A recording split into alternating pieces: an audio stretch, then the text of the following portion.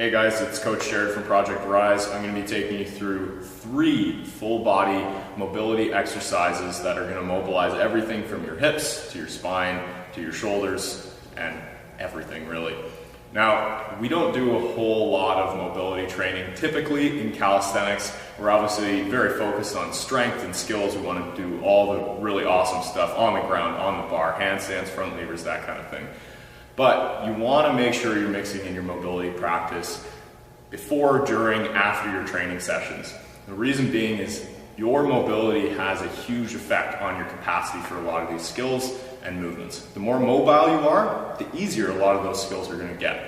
So today I'm going to take you through these 3 mobility exercises I mentioned earlier. I'm going to show you how you can practice each of them as constituent components, and then once you've mastered them, you can also try putting them together into one full body mobility flow. Let's get it. So the first mobility exercise we're going to be going through is often called the world's greatest stretch, and there's a good reason for that.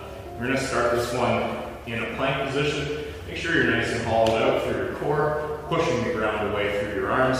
Hands are about shoulder distance apart, fingers spread nice and wide.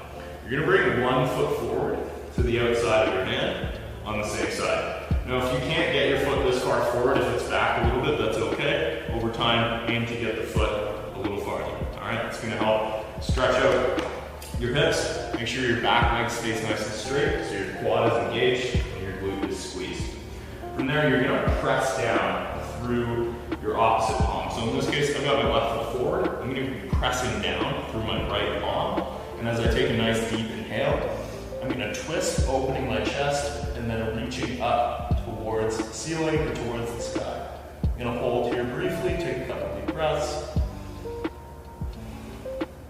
And then on the way down, I'm going to take an exhale and actually feed my arm underneath through the window behind my planted hand. So if I switch sides so you guys can see this, inhale, reaching up, hold briefly, and then exhale, reaching down and under, like that. You should feel a good twist through your spine as you're doing this. So you really want to focus on, again, pushing through that planted palm, reaching with the free hand, and feeling that twist coming through the thoracic spine and the chest.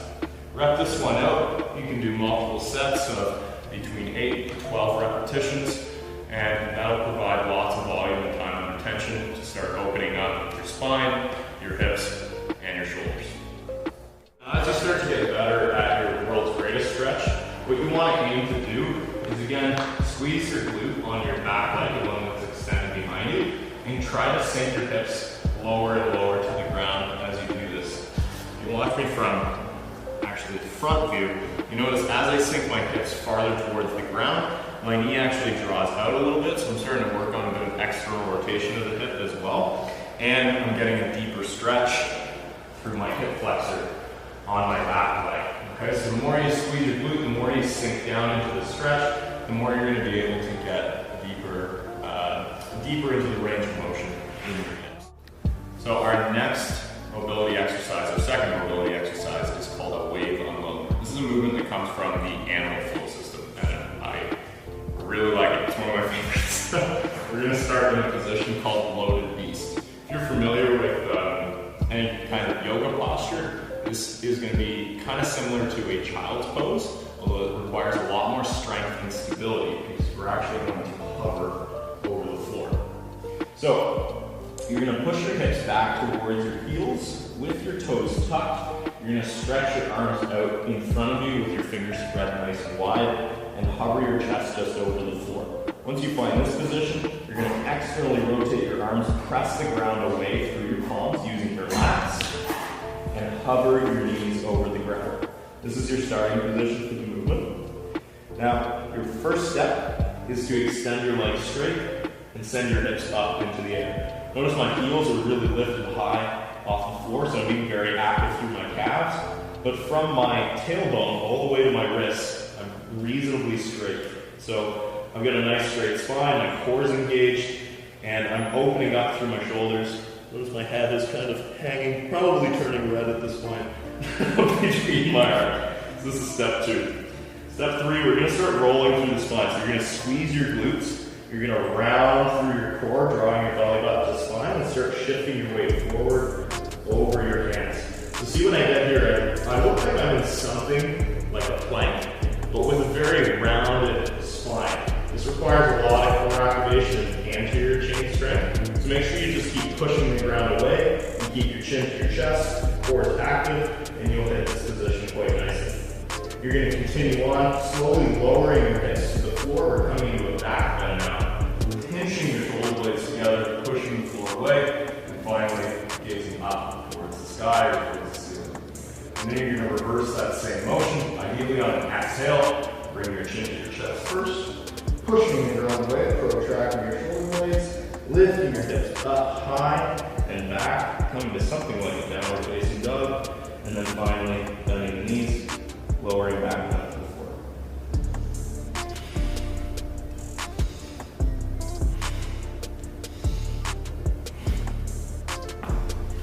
Do the same thing with this exercise.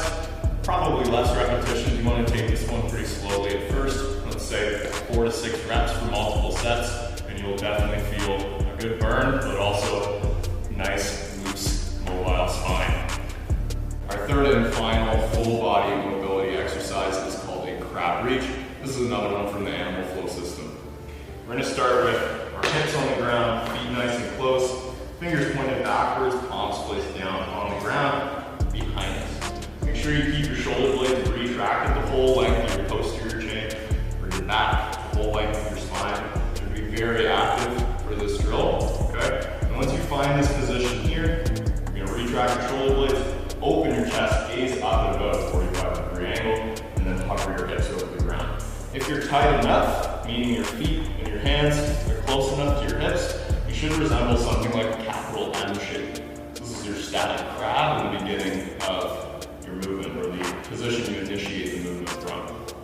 For your crab reach, you're going to lift one hand up in front of your chest, okay? And the first step for this one is basically to perform a glute bridge. Make sure your shoulder stays nice and stable. You shouldn't feel any pain if you're doing this properly, but sometimes shoulder mobility might be a hindrance, so just be careful as you do this. Squeeze your glutes, lift your hips up into the air as high as you can, and try and keep your hips squared up towards the sky. And you can see why this one will build as well as demand a reasonable amount of shoulder mobility. So that's why you want to take this one slow and be careful at first, but I promise you, you will feel much more comfortable and stable in this position as you practice over time.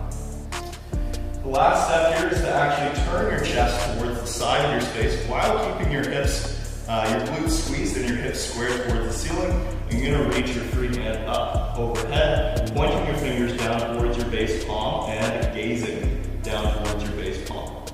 Hold briefly, and then you're going to reverse those same steps. So first, bringing your free hand back in front of your chest, gazing up, and then lowering your hips down towards the ground. Finally, placing that free hand down, going back to that starting position, and then you can switch to your opposite side.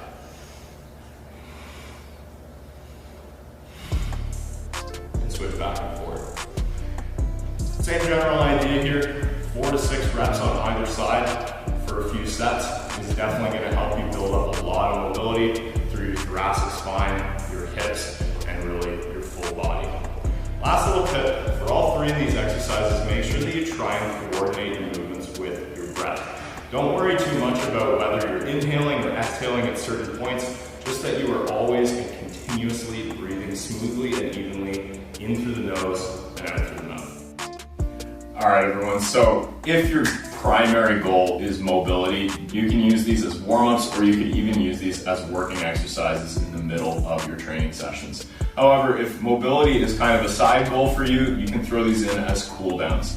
The main difference here, if you're using this as a warm-up or as a working exercise, you're going to want to focus on slightly higher reps. If you're using this as a cool down or more of a stretch flexibility thing, then you're going to want to hold the postures for a little longer and keep the reps a little bit lower.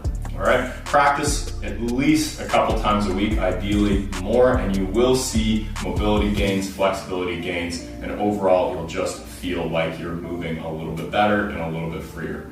If you like this video, like, share, subscribe, and we'll be bringing you more bi-weekly content on a regular basis.